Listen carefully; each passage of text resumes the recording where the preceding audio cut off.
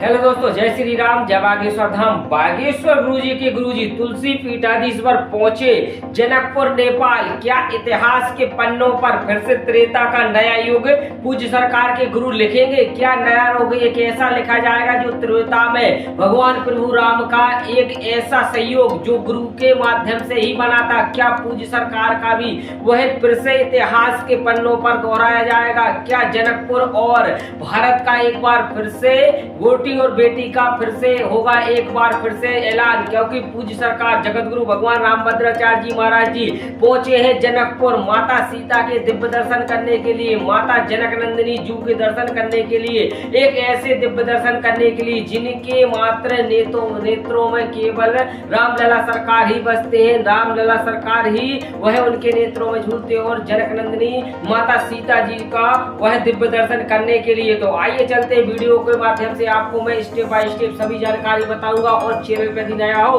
तो चैनल को जरूर सब्सक्राइब करके जाना और घंटी दबाना ना भूलें, जिससे कि हर वीडियो का आप तक नोटिफिकेशन पहुंच सके। तो बागेश्वर धाम सरकार पूज्य सरकार के गुरु जगत गुरु भगवान रामभद्राचार्य जी महाराज जी नेपाल की पवित्र भूमि जनकपुर की एक बार फिर से भक्ति और श्रद्धा के दिव्य रंग में रंग गई। जब जगत गुरु भगवान रामभद्राचार्य जी महाराज जी पधारे, उनके आगमन की खबर लगते ही पूरा जनकपुर में एक हल्ला बोल हो गया और जयकारे में पूरा वहां पर जनकपुर गूंज उठा। क्योंकि वह वहां के लोग मानते हैं कि यह जनकपुर में कोई भी यदि अयोध्या का आए अथवा वह चित्रकूट का आए तो वो ये मांगते हैं कि हमारे समधी आ गए, हमारे रिश्तेदार आ गए, हमारे नातेदार आ गए। तो इस तरीके से वहां पर पूरा जयकारों से गूंज उठा, पूरा वातावरण गूंज उठा।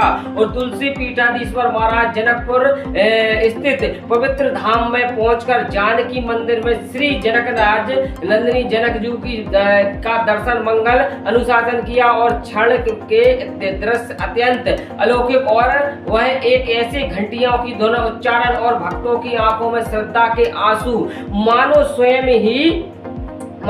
ही देवी सीता जी की कृपा उन पर बरस रही हो। इस तरीके से उनने अपने आप को अनुभूत किया, इस तरीके से उनने अपने हृदय में जो प्रेम और एक अटूट विश्वास है उसके प्रति वह देखकर आंखों में वह उनकी भी नेत्रों में आंसुओं की धारा लग गई। और इस दिव्य अवसर पर गुरु जी के प्रिय साधक आनंद अरुण जी भी उपस्थित रहे। उन्होंने जगत गुरु भगवान रामभद्राचार्य जी महाराज जी का भव्य दिव्य स्वागत किया, उनके चरणों में शीश झुकाकर आशीर्वाद लिया और उनके मिलन गुरु शिष्य की परंपरा को गहराई साफ झलक रही थी। आदर समर्पण और इस आत्मिक प्रेम का अद्भुत संगम है। पूरा जनकपुर उस दिन के लिए एक उत्सव बन गया और जहां हर व्यक्ति खुद और धन्य का महसूस करते हैं। नेपाल की इस पावन धरती पर हुआ यह आयोजन भक्तों के लिए यादगार और आत्मिक अनुभव बन गया, जिससे वह जीवन भर नहीं भूल पाएंगे। क्योंकि बागेश्वर धाम सरकार गुरुदेव जी महाराज जी के गुरु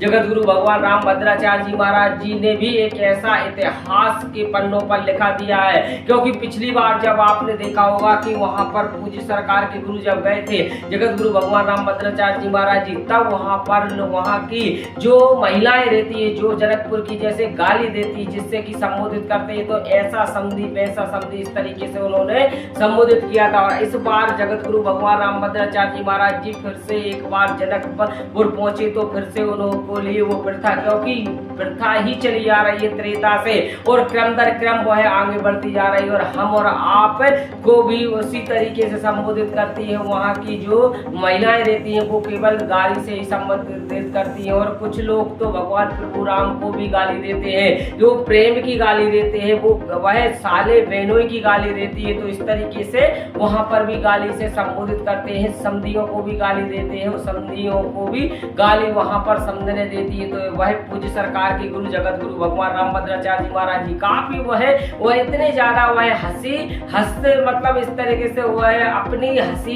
गाली भी हंसी में टाल देते और उस तरीके से, क्योंकि वह वहाँ के समधी है, वहाँ के जनक नंदिनी माता के वहाँ पर दिव्य दर्शन करने के बाद वहाँ पर कुछ भक्तों से अपने कुछ वार्तालाप भी हुई और कुछ ऐसी चर्चाएं हुई धार्मिक और वहाँ पे में सनातन की कि आज तक आपको ऐसा सनातन का जब कभी भी वह देश और विदेश में तो लहराया, परंतु जनकपुर में और भारत में एक ऐसी रोटी और बेटी का जो संबंध है वो युगों युगांतर तक चलता आ रहा है। तो पूज्य सरकार के गुरु जगत गुरु भगवान रामभद्राचार्य जी महाराज जी फिर से एक बार क्या दोहराएंगे, एक बार फिर से क्या इतिहास के पन्नों पर नया नया इतिहास लिखेंगे? तो आप कमेंट करके बताएं क्या पूज्य सरकार के गुरु जगत गुरु भगवान रामभद्राचार्य जी महाराज जी फिर से एक नया इतिहास जो त्रेता में गुरु ने लिखा था वो इस कलयुग की धरा पर जगत गुरु भगवान रामभद्राचार्य जी महाराज जी लिखेंगे? तो कमेंट के माध्यम से अपनी राय आप जरूर बताएं। इसी के साथ जय श्री राम, जय बागेश्वर धाम।